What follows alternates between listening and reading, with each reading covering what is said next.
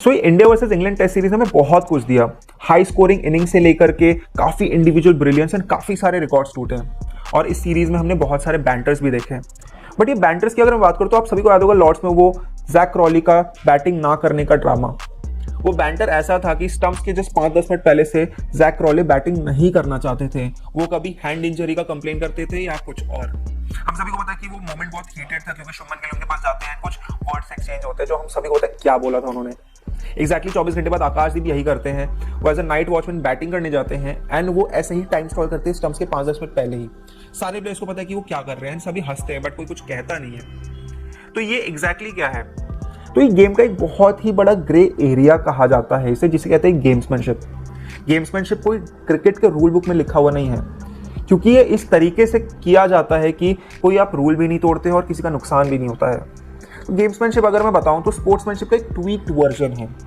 Sportsmanship हम सभी को होता है, फेयरनेस की बात होती है, टीम स्पिरिट की बात होती है, रूल्स को अबाइड करना है, उसको फॉलो करने की बात होती है।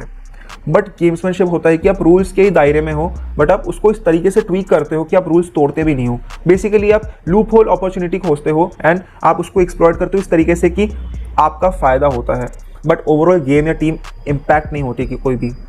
तो ये है गेम्समैनशिप।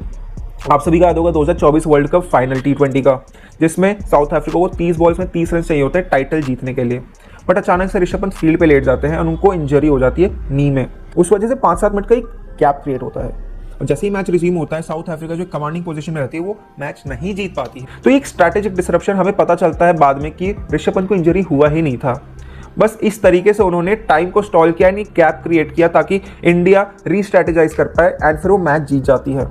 तो ये गेम्समैनशिप रूल्स के दायरे में भी है बट रूल बुक में मेंशन्ड नहीं है इसका कुछ। आप रूल्स तोड़ते नहीं हो बट आप इस तरीके से इसको पुल ऑफ करते हो कि सामने वाली टीम इससे बहुत ज़्यादा अफेक्ट नहीं होती और आप किसी को ऑफेंड नहीं करते हो बट आप फ़ायदा उठा जाते हो एक छोटे मोमेंट का। तो ये है गेम्समैनशिप और ये सिर्फ क्रिकेट में नहीं हर स्पोर्ट में एग्जिस्ट करता है। आप इंडिविजुअल स्पोर्ट की बात करें, आप टीम स्पोर्ट की बात करें, गेम्समैनशिप एक बहुत बड़ा फैक्टर बन जाता है जिस वजह से कुछ प्लेयर्स मैच हार से जीत जाते हैं। तो ऐसे ही कंटेंट के लिए अपने लाइक, सब्सक्राइब एंड फॉलो कर सकते हैं।